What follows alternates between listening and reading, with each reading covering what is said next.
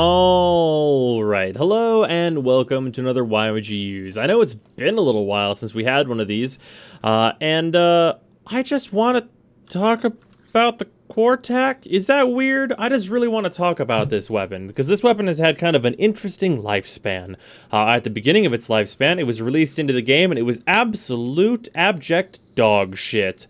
And then DE ripped the guts out of it and gave it brand new shiny guts, and it's actually a fairly good weapon now, so I wanted to talk about it because it has quite a few things going for it, and it's in a unique position that I think a lot of players will appreciate. This is a burst fire weapon that functions like a single shot weapon in that all the shots fire so close to one another that it might as well be single shot. However, it is important that this weapon is a burst fire weapon because it means that the status application of this weapon is significantly better than it would be if it was just like baked in multi-shot, which is, by the way, what it was released as initially. Anyway, I have this as a corrosive weapon. It is quite good at stripping armor, and the balance between impact and slash that this weapon has is at a base, where, of course, I would prefer it to be mostly slash damage. It is just slightly mostly impact damage, so you're going to get a healthy balance of really good slash procs, especially if you get headshot crits, and stumbling impact, which is going to be just fine for the weapon. I'm sure a lot of players are going to appreciate the stun from impact. With that, this weapon does, by default, have a 0.5 punch through, but I really enjoy using this weapon with Shred. You do not necessarily need Prime Shred, but Prime Shred is what I'm used to using on this weapon, just because I happen to have access to it. Regular Shred will do just fine, and I gotta say, if you do have access to Prime Shred, being able to shoot through, like, the fucking 2.7 is just absolutely incredible. Like, you might as well be shooting through the entire goddamn ship. You can hit fucking anything. Through anything, basically. Like, it's very enjoyable. And I will say, if you wanted to, you could add one more forma to this build, and then go for the full Toxin mod if you wanted to, but I like having the status on here, and the flexibility to go viral if I want to. Anyway, moving on, let's get into this actual test. But before we do, there's one very important note to go over, which is that this is a rhythm weapon, I guess I'm going to call it. If you click too fast or out of time, you will not get a shot and it will, like, jam. However, if you click in time, which I'm failing to do, there we go, you will get a much faster shot. So this is, like, a weapon that has kind of a learning curve, because if you just spam shots, you can see how, like, slow your fire rate is, although sometimes you'll hit the timing. But yeah, this is a weapon you have to, like, definitely get used to, but once you get used to it, it has some pretty significant DPS and status application to be doing. So we're going to do the level 50 test, and yeah, just so you guys can get an idea of this. And I will say, this is one of the weapons that I've found responds best to,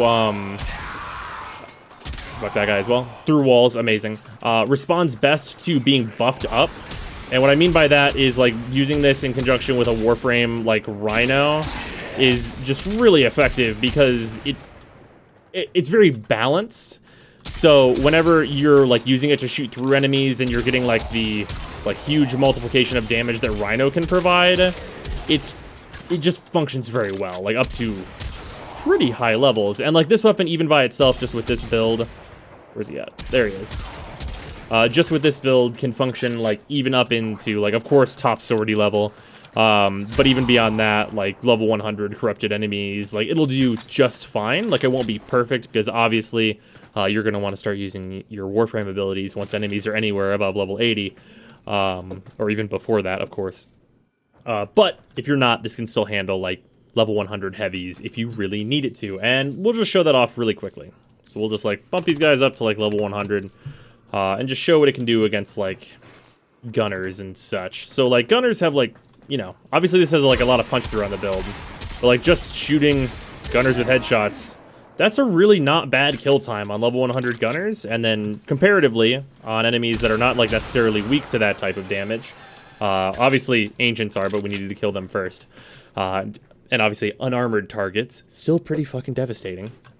But against the bombards, who are not weak to corrosive by default, you can see that this strips enough armor where you can handle these guys pretty quickly as well. Like, there's no problems to be had even at level 100 here.